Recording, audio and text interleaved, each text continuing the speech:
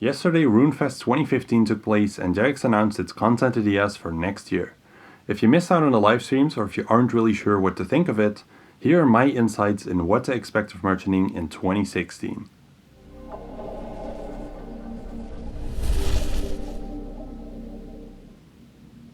Hey guys, it's Divine from merch.com.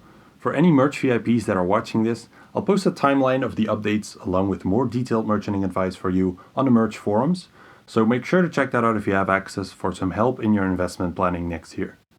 There was obviously a lot of news about invention at RuneFest, but let me start off by saying, please think twice before throwing your bank into divination energies. There have already been a lot of people stocking millions of energies for months now, so this really isn't a new idea. Invention is exactly what the game needs though, a combination of an item sink and a money sink. With that said, it's going to be extremely hard for Jagex to pull this off well, as it's highly complex and basically touches on all parts of the economy and almost all of your gameplay. There's literally one game balancer responsible for making this work out, so chances are it won't work out right away, and we can't really blame them. Even with a team of 10 game balancers, it would still be a massive challenge. Now in theory, invention is amazing. By allowing you to disassemble items and use them to customize your gear and tools, it will make a lot of obsolete items relevant and more valuable again. Ultimately, this will be a massive booster for all kinds of flipping, which is fantastic for merchanting. Now I'll make a separate video about invention next weekend to discuss it in more detail, or this video is going to be very long and very invention focused. One of the next updates will be God Wars Dungeon 2. Now this is great news for level 80 to 90 weapons and armor, as well as the more valuable supplies. This will be a solo experience with hopefully extremely rare and tradable drops again. There will potentially be Tuska and Siren God swords, but alongside that definitely a lot more.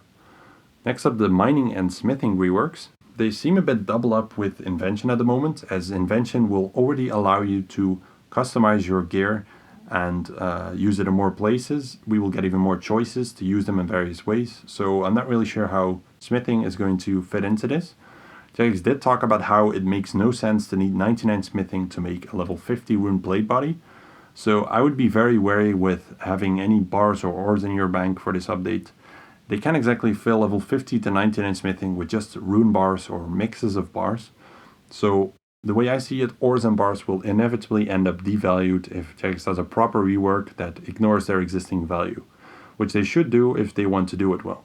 It would make really no sense that everything you mine and smith after level 50 is never used in weapons or armor, so we'll see how it goes.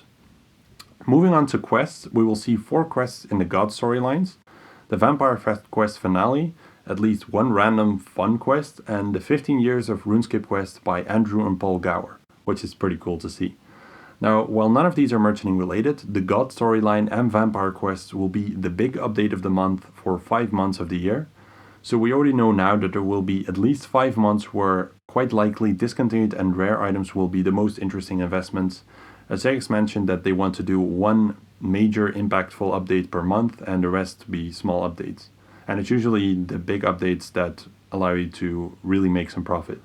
Moving on to the NXT client, it's not merchanting related, but a fantastic update nonetheless that I think a lot of people are really looking forward to.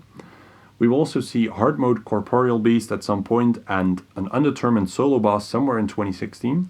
Hopefully by that time weapons and armor will have a better value again, or at least not decreased in value further, due to the help of invention. Towards the end of the year we'll see 2 new raids bosses which will introduce more tradable abilities and other hopefully tradable drops. Look into the impact the first raids bosses had on the prices of gear and supplies to see what you may potentially expect from this update. It will be a very good opportunity for investments again that you won't want to miss out on. Now there will definitely be additional updates to invention later on as well, and there might also be a bunch of fixes and patches early on in the year, but there isn't much to say about all of this additional content until after the release of the first batch. Finally, we have the Rune Labs polls, which will be about ideas for a new continent, but I would not expect that to be rolled out until 2017, considering all the updates Jagex has planned. And overall, there are a lot of plans for next year, but keep in mind that, as always, not everything they mention will actually make it into the game. It looks like a great year for merchanting, with a lot of variation especially. I hope for Jagex it works out well, and I wish you all a shitload of profit. Make sure to check out the video on merchanting for invention next week. Thanks for watching and take care.